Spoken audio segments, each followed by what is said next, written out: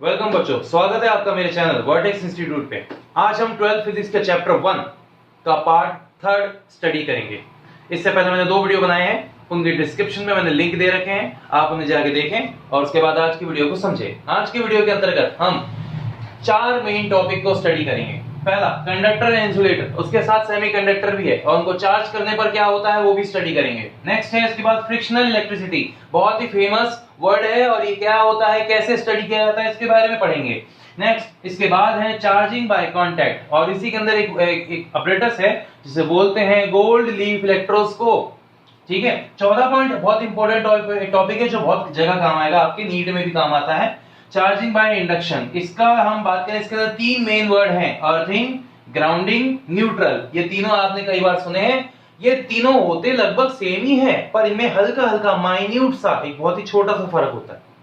इन छोटे छोटे फर्क की वजह से इनके नाम डिफरेंट होते हैं और इसी को हमने स्टडी करना है। अगर आपको इन तीनों वर्ड्स के बारे में और डिटेल में स्टडी करना है तो बेटा आपको इलेक्ट्रिकल इंजीनियर से कंसल्ट करना होगा। इलेक्ट्रिकल इंजीनियर इनके बारे में ज्यादा अच्छे से और डिटेल में आपको समझाएगा, पर उसके लिए पहले आपको पूरा 12th का कोर्स समझना होगा। ठीक है बच्चों, तो हम आपके ज्यादा टाइम न लेते हुए मेन टॉपिक पर आ जाते हैं, सीधा कंडक्टर एंड इंसुलेटर पर। ठीक है, इसके बारे में लिखेंगे आप लोग।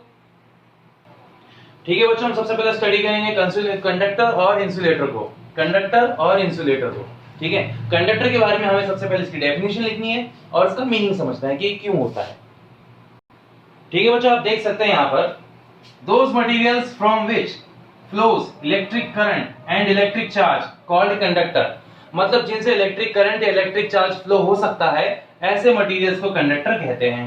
ठीक है ना, और जिनमें से नहीं हो सकता उन्हें इंसुलेटर्स कहते हैं, इन्हें नॉन कंडक्टर भी कहते हैं। ठीक है बच्चों, एक और वर्ड है इसका नॉन कंडक्टर।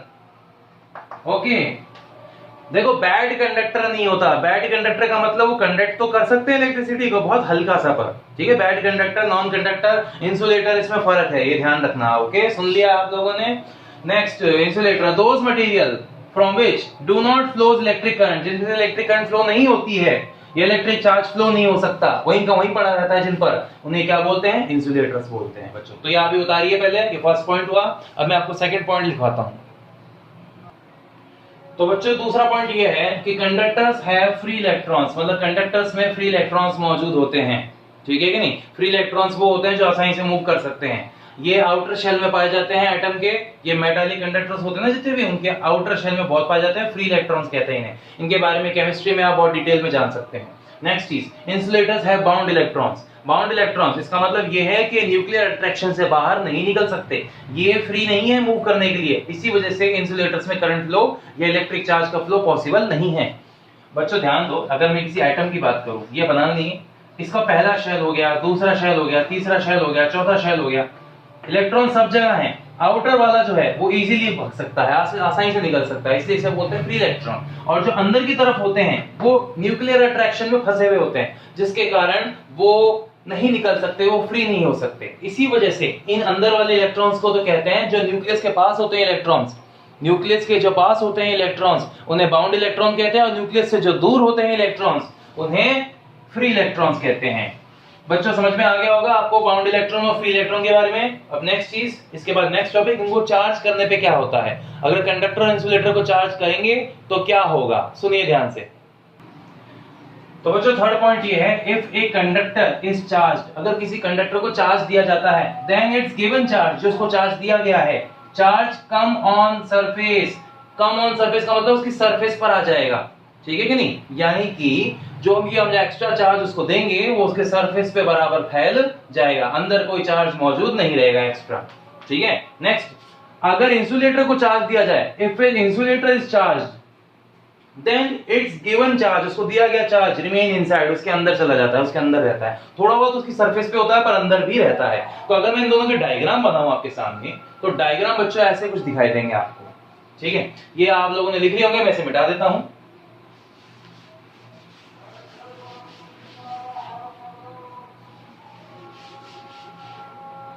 इनके चार्ज ऐसे दिखाई देते हैं बच्चों। अगर मैं इसे चार्ज अंदर की तरफ दूंगा तो रिपल्शन की वजह से ये खुलकर सरफेस पर आ जाएंगे।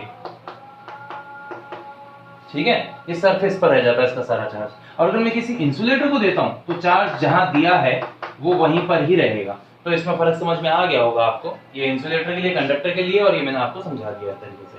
ठीक है बच्चों, ये था इसका पॉइंट। अब इसमें एक सेमीकंडक्टर है, उसके बारे में आपको बताता हूं। ठीक है बच्चों, नेक्स्ट है सेमीकंडक्टर। सेमीकंडक्टर क्या होता है? That material which behaves as insulator at 0 kelvin. 0 kelvin दुनिया का सबसे छोटा टेम्परेचर है, ये मतलब ना बराबर टेम्परेचर है, इससे छोटा टेम्परेचर हो ही नहीं सकता। At 0 kelvin temperature and becomes conductor at high temperature called semiconductor। मतलब ये 0 केल्विन पर तो इंसुलेटर की तरह काम करता है, और जैसे टेम्परेचर बढ़ाने लगते हैं ये धीरे धीरे इसके अंदर कंडक्टर वाले गुण आने लग जाते हैं और ये कंडक्टिविटी स्टार्ट करता है, इलेक्ट्रॉन फ्लो करता है। ठीक है कि नहीं, ये चीज होती है। इसके एग्जांपल होते हैं सिलिकॉन, जर्मेनियम, ऐसे करते हुए। ओके, 14 ग्रुप के जो एलिमेंट्स होते हैं, कार्बन, सिलिकॉन, जर्मेनियम एटसेट्रा, वो सारे में से कार्बन को छोड़कर ये बाकी सभी मेटलॉइड्स होती हैं जिन्हें सेमीकंडक्टर भी कहा जाता है। ठीक है बच्चों, तो ये आपको वहां देखने को मिलेगा। अगर मैं किसी सेमीकंडक्टर को चार्ज कर दूं, सेमीकंडक्टर को, तो क्या होगा? ये तो लिख लिया होगा बच्चों आप लोगों ने, इसलिए मैं इसे मिटा देता हूं।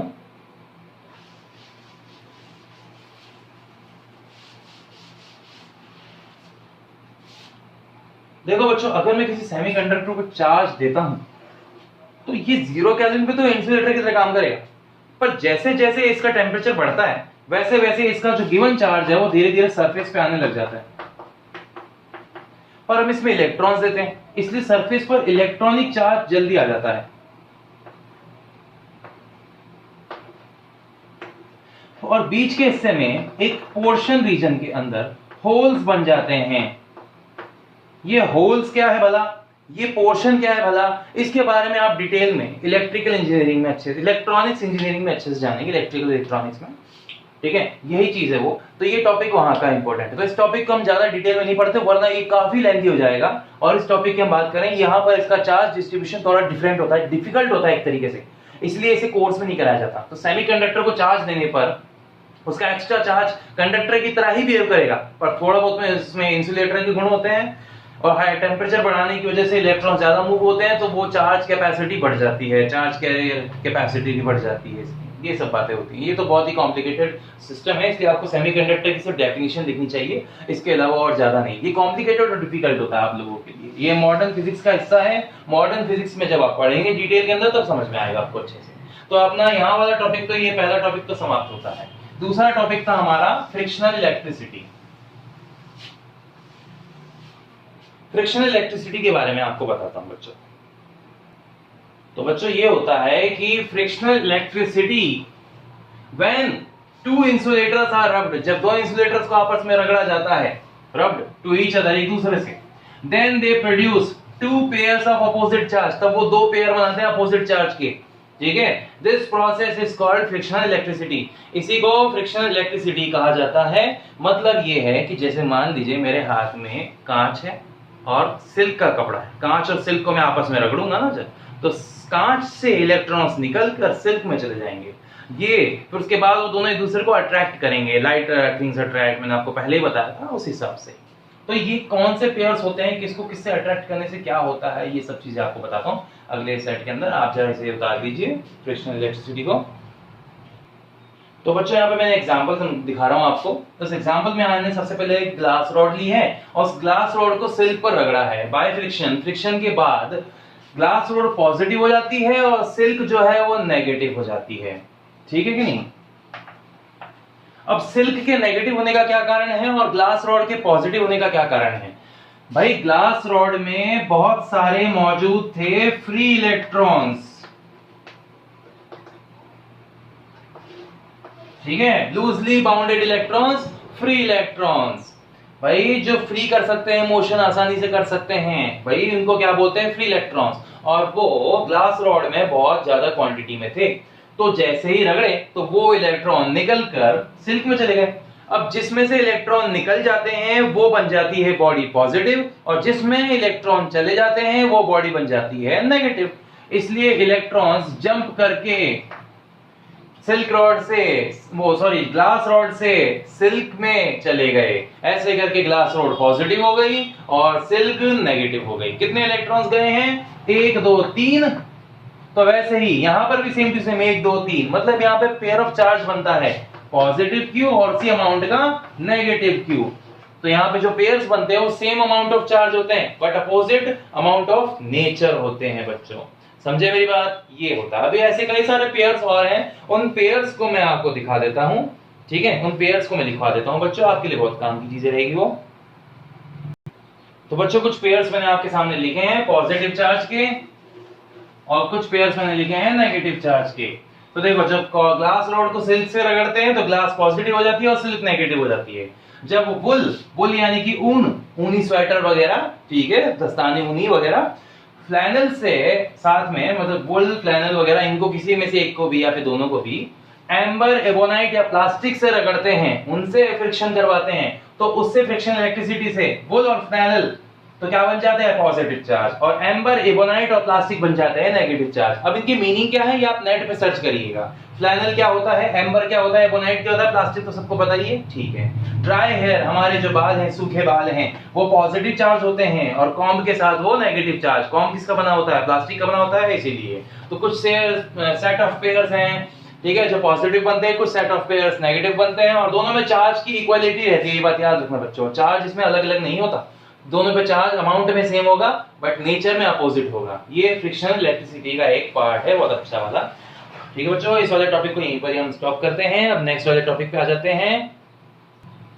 तो बच्चों अगला टॉपिक है आपका charging by contact. Charging by contact, और इसके अंदर एक बहुत अच्छा apparatus होता है gold leaf electroscope. Charging by contact का क्या मतलब होता है, जैसे मैं बताता हूँ आपको। सबसे पहले यहाँ पर मेरे पास एक बॉडी है जो कि चार्ज है, इसमें प्लस के 4 हैं और ये है 0, इसमें कोई चार्ज नहीं है, खाली है। तो बेटा क्या हो रहा है, गौर से सुनना। जब मैं इन्हें टच कराऊंगा, इनके बीच का ये गैप है, मैं इसे टच कराऊंगा,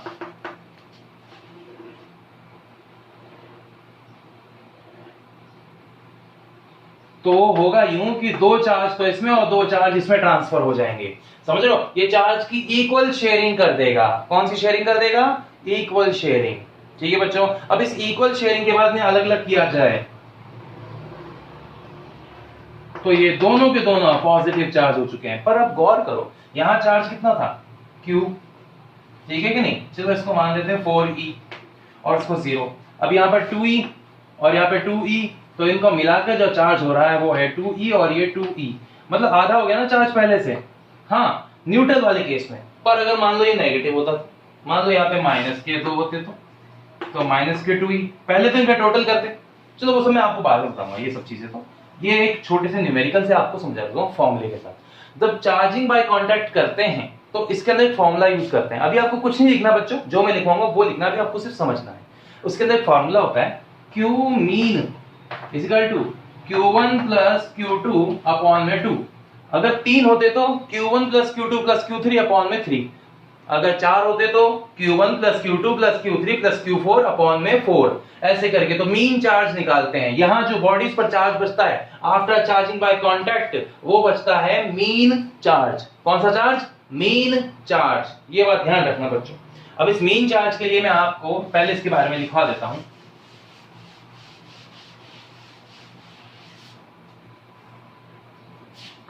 व्हेन, मैं आपको लिखवा देता हूं अच्छे से पहले। तो बच्चों यहां पर आपको लिखाया है मैंने ये कि व्हेन 2 और मोर चार्ज बॉडी, जब 2 या 2 से ज्यादा चार्ज बॉडी, चाहे न्यूट्रल भी हो उसके अंदर, bodies come in contact to each other, जब वो एक दूसरे के साथ टच होती हैं, then by the law of conservation of charge, conservation law के according, by the law of conservation of charge, each body will possess mean charge. हर बॉडी का चार्ज कैसा हो जाएगा, मीन चार्ज हो जाएगा। ये यहां पर बात करें, सबकी कैपेसिटी सेम होनी चाहिए।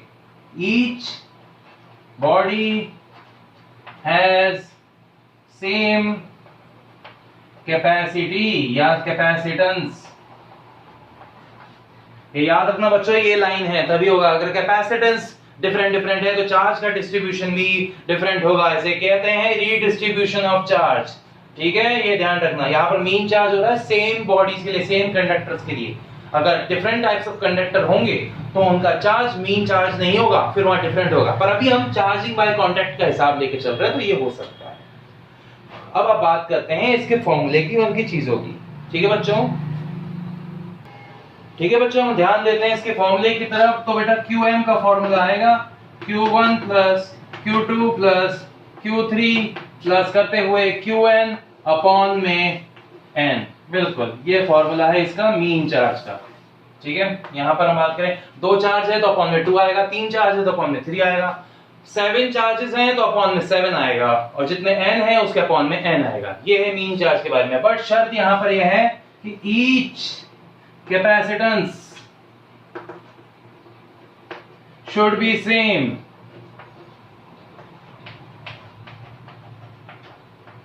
मतलब C1 is equal to C2 is equal to C3 is equal to dot dot dot is equal to Cn। ये क्या चीज है भला, ये क्या बात है, ये आपको नेक्स्ट चैप्टर नंबर 2 में समझ में आएगा। ठीक है, क्योंकि सारे फिजिक्स के टॉपिक्स आपस में एक दूसरे से जुड़े हुए हैं। ये सारे के सारे आपको एक बार तो सीखने हैं, और फिर बाद में जब आप इस कोर्स को सीख जाओगे, सीखने के बाद इसे रिवीजन करना। रिवीजन करने से आपको ये कोर्स बहुत अच्छे से और डिटेल में समझ में आएगा बच्चों। जरूरी है, आप रिवीजन नहीं करोगे ना जब तक, तो सारे कॉन्सेप्ट को आपस में मिलाकर स्टडी नहीं कर सकते। अरे साइंस में इतना कुछ नई नई तरक्की हो रही है, नई नई खोजें हो रही है, कैसे हो रही हैं? हम एक टॉपिक को दूसरे टॉपिक से मिलाकर कुछ नया बनाने की कोशिश करते हैं हर बार, और ऐसे करके होते हैं रिसर्च, और ऐसे करके होती है इन्वेंशंस। हाँ, इन्वेंशन होने का यही कारण है, जब हम कई सारी चीजें सीख जाते हैं तो उनका रिवीजन करते हुए ना आपस में मिलाते हैं। रिसर्च का मतलब क्या है? रिसर्च, दोबारा खोजना, मतलब किसी टॉपिक को कई अन्य टॉपिकों से मिलाते हुए उसे समझना और उसको फिर से खोजना, यही है रिसर्च। अब इसमें एक अपरेटस है गोल्ड लीफ इलेक्ट्रोस्कोप, उसके बारे में आपको समझाता हूं बच्चों।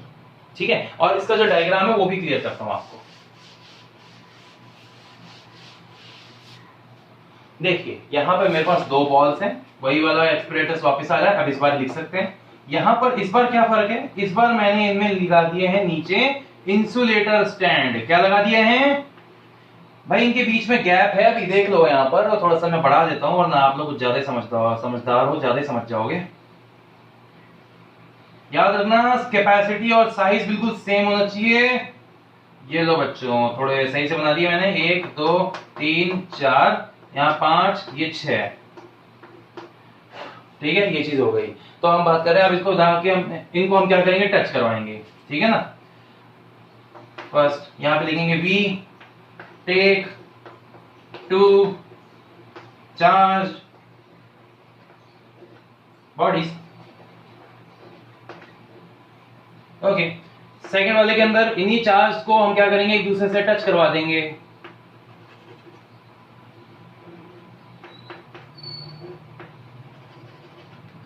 एक 2 3 4 5 6, तो क्या होगा, चार्ज इसमें से उसमें चला जाएगा, ट्रांसफर हो जाएगा। इसका कितना है 4e, इसका कितना है 2e, इनका मीन निकालेंगे।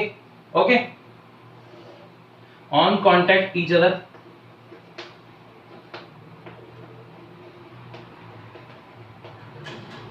कॉन्टेक्ट कराने पर तीसरा बाय मीन लॉ, जो भी हमने निकाला formula, QM is equal to 4e plus 2e upon में 2। सॉल्व करोगे तो कितना आएगा 3e, मतलब हर एक पर कितना कितना चार्ज होगा 3e का। तो ये ऐसे दिखाई देंगे, ये लो भाई 1 2 3,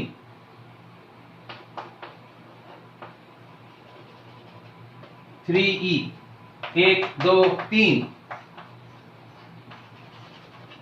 3e। लो भाई हो गया ना बराबर।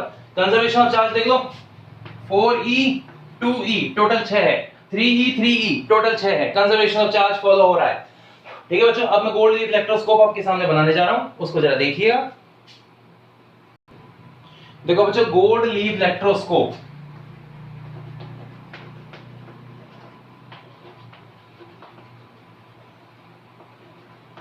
गोल्ड लीफ इलेक्ट्रोस्कोप एक ऐसा इलेक्ट्रिकल डिवाइस होता है जो किसी बॉडी पर चार्ज की क्वांटिटी और चार्ज के होने या ना होने को बताता है।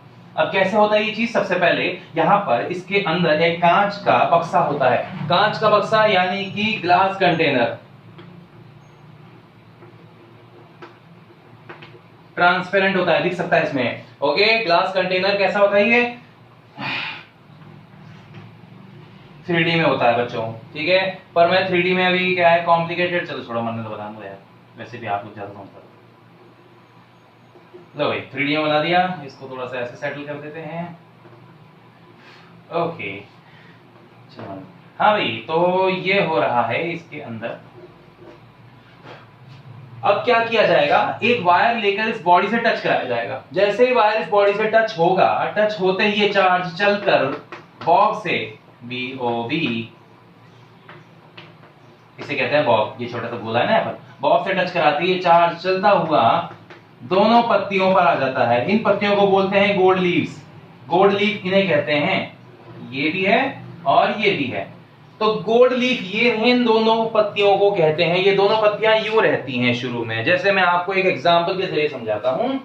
अगर मान लीजिए हमारे पास कोई बुक है और इसे इस तरीके से मैं ओपन करूं, तो बेटा ये गोल्ड लीफ की तरह ही काम कर रही है, ठीक है। अब जैसे ही क्या होगा, मैं इसको चार्ज दूंगा, ये खुल जाएगी।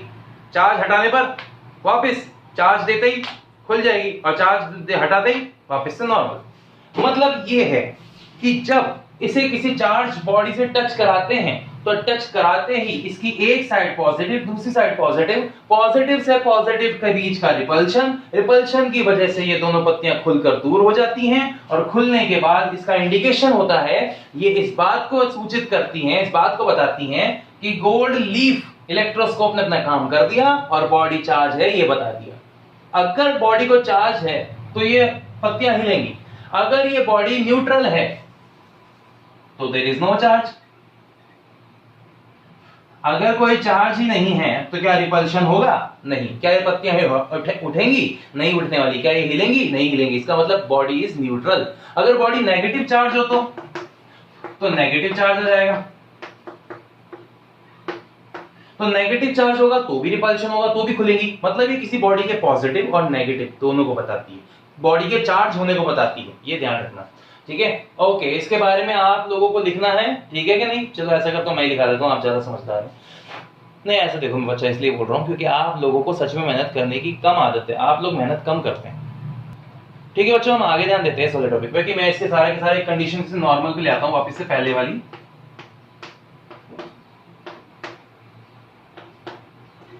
अब मैं इसके बारे में आपको लिखा देता हूं, ठीक है बच्चों। इसकी डेफिनेशन है, it is a device used to find that a body is charge और न्यूट्रल, कि बॉडी चार्ज है या न्यूट्रल है, ये बताने में इसकी मदद करता है। ये कॉन्टेक्ट से आता है। अब इस पे रिलेटेड एक न्यूमेरिकल है बच्चों, जो मैं आपको बताता हूं। न्यूमेरिकल बड़ा खास है इसका, ठीक है। ये न्यूमेरिकल बहुत बार बच्चों को कंफ्यूज करता है। कूलाम लॉ से मिक्स कर दूंगा अब मैं से। चार्जिंग बाय कॉन्टैक्ट को कूलाम लॉ से मिक्स करने पर क्या होता है वो देखिए आप लोग। तो बच्चों यहां पर एक क्वेश्चन दिया गया है। क्वेश्चन ये है कि एक चार्ज बॉडी X है जिसका चार्ज Q दिया हुआ है, is touch to a neutral body Y, ठीक है, और वो Y से टच करा दी जाती है। तब Y को फिर बॉडी से ना, Y बॉडी जो है उसे वापस टच किया जाता है एक Z बॉडी से जिसका चार्ज पहले से Q है। तो मतलब X और Z में पहले से ही कोई फोर्स लग रहा था, ठीक है कि नहीं। अब चार्ज बॉडी के टच कराने की वजह से, चार्जिंग बाय कॉन्टैक्ट की वजह से, अब जो नया फोर्स जनरेट होगा उसे कंपेयर करना है पहले वाले फोर्स से। ये इसका मीनिंग है। कॉम्प्लिकेटेड लैंग्वेज को मैंने आसान तरीके से समझाया है। ऐसी कॉम्प्लिकेटेड लैंग्वेज ही जाहिर सी बात है हैवी लेवल के क्वेश्चंस में आती है, हैवी लेवल के टारगेट्स में। आपको इसको समझना है। ये किताब में भी दिया हुआ है question same to same, but language different होगी, ठीक है ना। उसकी लैंग्वेज और टफ है, ये फिर भी थोड़ी उससे इजी है, ये ध्यान रखिएगा। ओके बच्चों, तो मैं अब इसको सॉल्व कराता हूं आपको। तो देखो कैसे करना है उसके बारे में समझो। ये तो आप लोगों ने लिख ही लिया होगा।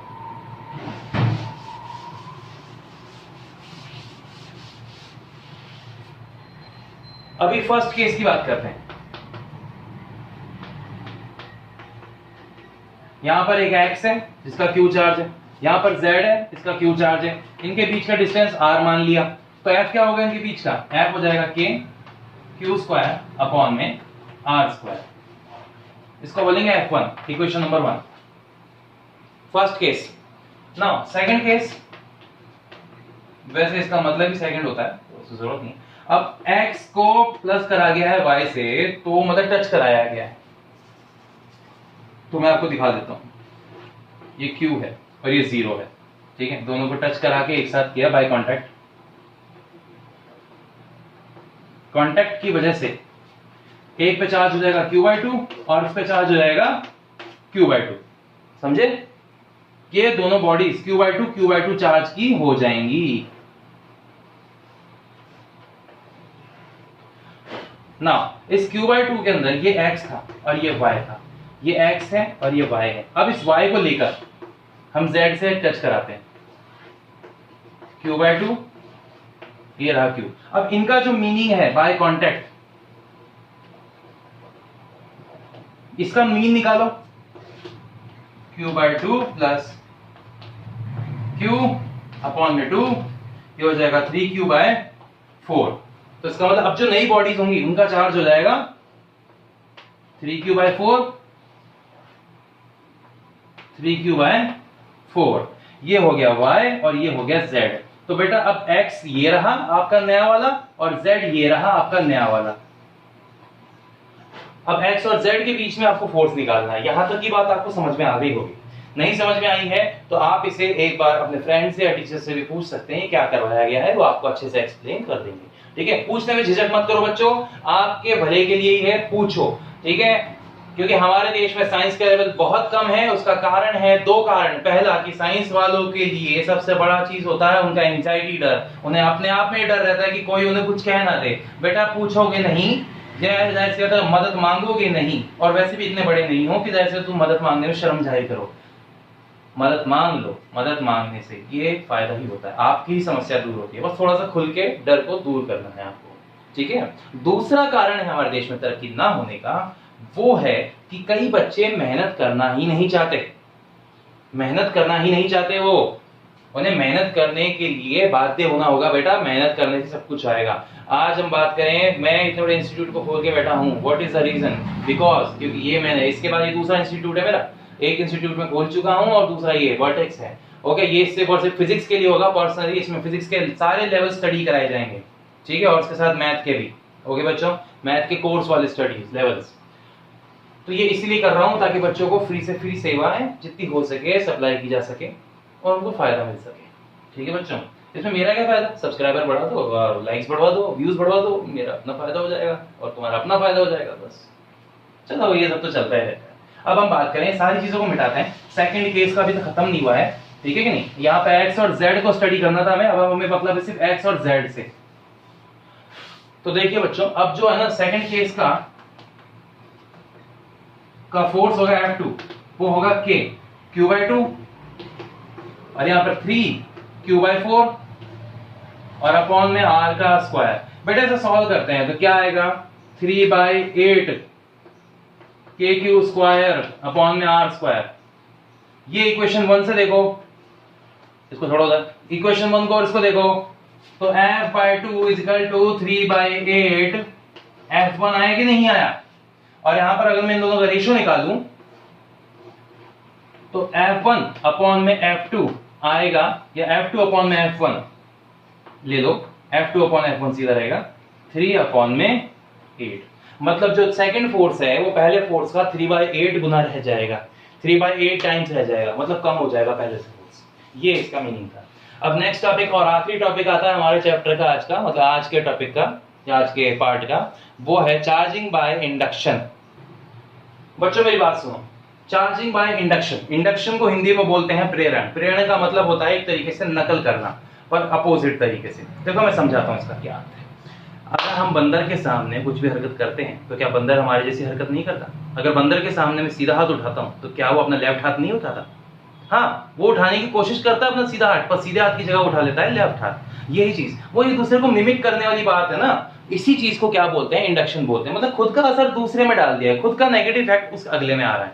ये चीज है। ये वाला एग्जाम्पल वैसे ज्यादा इतना इफेक्टिव नहीं था, पर मैं आपको ये मतलब समझाता हूँ। यहाँ पर एक चार्ज बॉडी है जिसका चार्ज है +Q, ठीक है, और यहाँ पर एक न्यूट्रल है, बहुत बड़ा है, ये काफी ज्यादा बड़ा ही, इससे तो बड़ा ही है। तो ये प्लस क्या करेगा? इसके अंदर के मेटालिक कंडक्टर के, यहाँ पे एक बात याद रखना, मेटालिक कंडक्टर होना चाहिए ज्यादा इफेक्टिव होने के लिए। इंसुलेटर में कम दिखता है, मेटालिक कंडक्टर में ज्यादा दिखता है ये चीज। तो ये कंडक्टर्स के साथ हो रहा है, ये ध्यान रखना, ठीक है। पिछला वाला टॉपिक भी कंडक्टर के साथ ही था, इंसुलेटर के साथ नहीं। ओके, ये ध्यान रखना बच्चों। तो ये प्लस क्या करेगा? इसके माइनस को अपनी तरफ अट्रैक्ट करेगा और इसके प्लस को दूसरी तरफ रिपेल कर देगा। मतलब ये क्या करेगा? पॉजिटिव इसके माइनस को अट्रैक्ट और पॉजिटिव को रिपेल। ऐसे प्रोसेस की वजह से ये जो मेटालिक कंडक्टर है पोलर हो जाएगा, एक तरफ पॉजिटिव एक तरफ नेगेटिव, और इसी को बोलते हैं चार्जिंग बाय इंडक्शन। अब मैं इसको पूरा एक्सप्लेन करता हूं, दिक्कत नहीं होनी चाहिए इसके अंदर। हम इसको 2 स्टेप्स में करेंगे, ठीक है। तो इसके अंदर डेफिनेशन वगैरह कुछ नहीं है बच्चों, ये याद रखना। इसका सिंपल सा मीनिंग है। वो मीनिंग क्या होता है इसका कि when a charged body comes in near contact to another charged body, जब एक बॉडी दूसरे चार्ज बॉडी के या फिर है ना न्यूट्रल बॉडी के कांटेक्ट में, सॉरी उसके नियर जाने की, पास जाने की कोशिश करते हैं। टच मत कराना, इसमें टच नहीं कराते, ठीक है, इसमें पास ले जाते हैं बस। तो होता यूं है कि एक बॉडी का पार्ट एक तरफ का पॉजिटिव और एक तरफ का नेगेटिव, यानी वो पोलर में कन्वर्ट हो जाती है। इसमें कॉम्प्लिकेशन है डेफिनेशन में, इसलिए इसकी डेफिनेशन प्रॉपर तरीके से नहीं लिखा जा सकती। ओके, तो हम बात कर रहे हैं यहां पर इसके प्रोसेस की। तो पहला होता है टू स्फीयर इंडक्शन, और एक होता है सिंगल स्फीयर या सिंगल कंडक्टर इंडक्शन।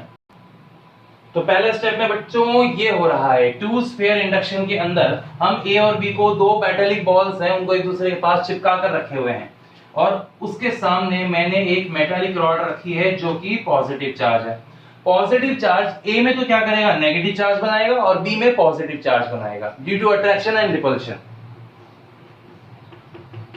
तो ये तो हो जाएगा नेगेटिव और ये हो जाएगा पॉजिटिव, ठीक है बच्चों। ये चीज पहला स्टेप, ठीक है। तो इसके बारे में आपको अपने लाइनों में लिख सकते हो। ओके, क्या लिखोगे आप यहाँ पर कि टेक ए चार्ज रॉड,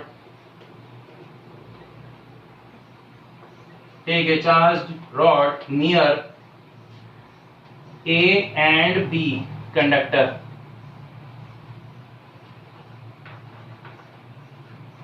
यहां पे लिखोगे due to induction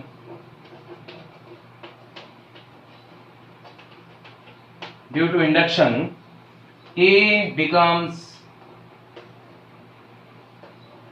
negative and B becomes positive. A तो नेगेटिव हो जाता है और बी पॉजिटिव हो जाता है। यहां पर यहां तक की बात समझ में आई आपको। अब आगे की देखो बच्चों। अब यहाँ पे सी डायग्राम में अंदर हमने क्या किया, चार्ज रॉड को वैसे का वैसे रखेंगे, हिलाएंगे नहीं, वैसे हटाएंगे नहीं, सामने रखेंगे, और ए और बी को चार्ज हो चुके हैं उनको अलग अलग करेंगे। A and B are separated. जब ए और बी सेपरेट कर दिए जाते हैं, चार्ज रॉड रिमूव्ड, और जब चार्ज रॉड रिमूव कर दी जाती है तो इस रिमूव की वजह से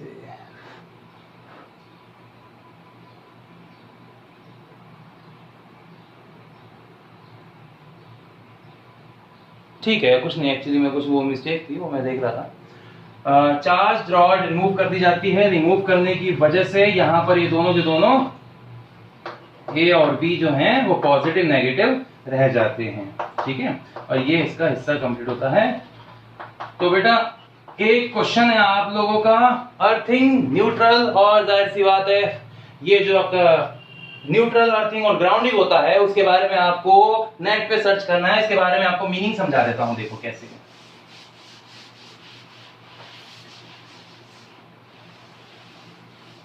अर्थिंग न्यूट्रल कैसे बताता हूं। ये देखो बच्चों, अगर आप लग के स्विच बोर्ड की तरफ देखेंगे तो एक वायर तो होती है फेज, जो हॉट वायर कहलाती है, जिसमें सारा इलेक्ट्रिक करंट होता है। मतलब इलेक्ट्रिक करंट होता है कि इलेक्ट्रिक वोल्टेज होता है, हाई वोल्टेज।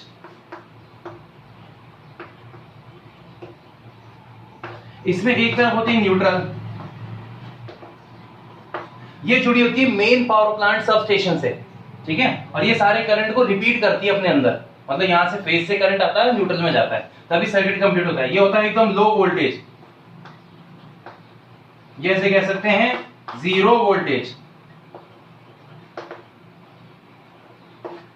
ओके बच्चों, ये जो ऊपर का पार्ट बच रहा है इसे बोलते हैं ग्राउंडिंग, इसे बोलते हैं ग्राउंडिंग। ओके, वैसे ऐसे ग्राउंडिंग के बजाय ज्यादा बेटर वर्ड होता है अर्थिंग।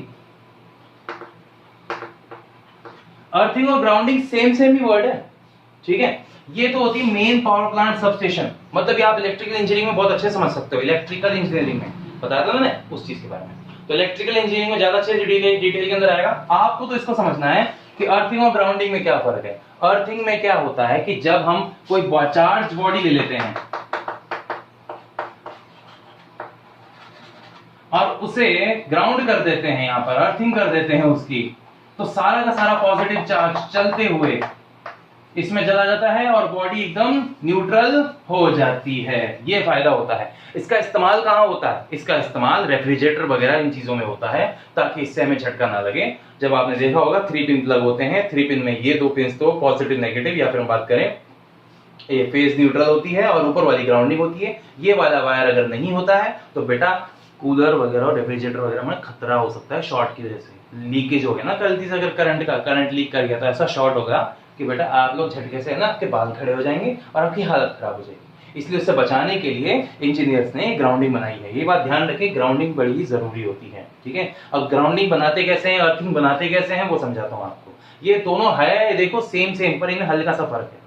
अर्थिंग बनाने के लिए 3 फीट के अंदर चारकोल और सॉल्ट भर के उसे तैयार किया जाता है। ग्राउंडिंग क्या होता है, मेटेलिक कंडक्टर से तैयार की जाती है, जो गाड़ी की चैसी, मोबाइल की, वो मोटरसाइकिल की चैसी, या फिर गाड़ी होती है ना ऑटोमोबाइल्स, ये 4 व्हीलर, उसके चैसी में होती है ग्राउंडिंग, ठीक है। या फिर इलेक्ट्रिक बोर्ड वगैरह आपने देखे होंगे तो उसके अंदर होती है। इसको नेगेटिव टर्मिनल के तरीके से भी काम में लेते हैं, कि कॉमन टर्मिनल होता है एक तरीके से नेगेटिव का, ताकि बार बार कंफ्यूजन ना हो।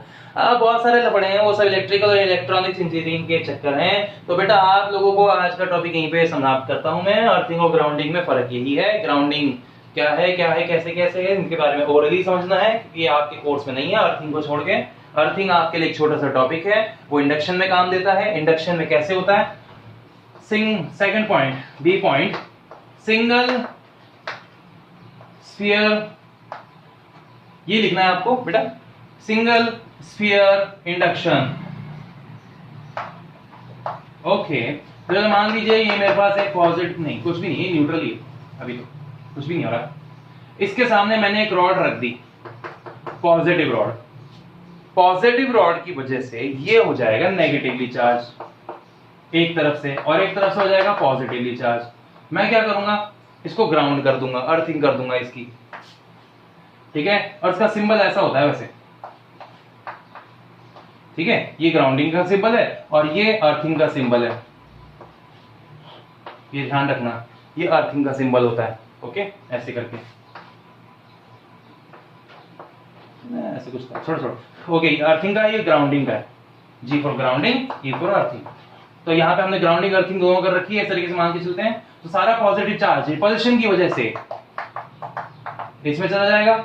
After some time there is no positive charge inside the conductor, और यहां से फिर हम कनेक्शन को कट कर देंगे।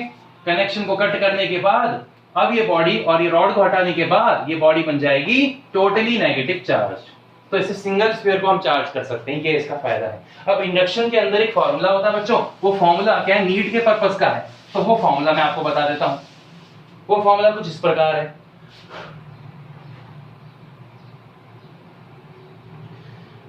Q dash is equal to minus Q 1 minus 1 upon में एप्सिलॉन R। बेटा हाँ, डाइलेक्ट्रिक कांस्टेंट, इंसुलेटर का डाइलेक्ट्रिक कांस्टेंट अगर आपको पता है तो आप बनने वाले चार्ज को, उसमें मौजूद होने वाले इंडक्टिव चार्ज को, इंडक्शन चार्ज या इंड्यूस्ड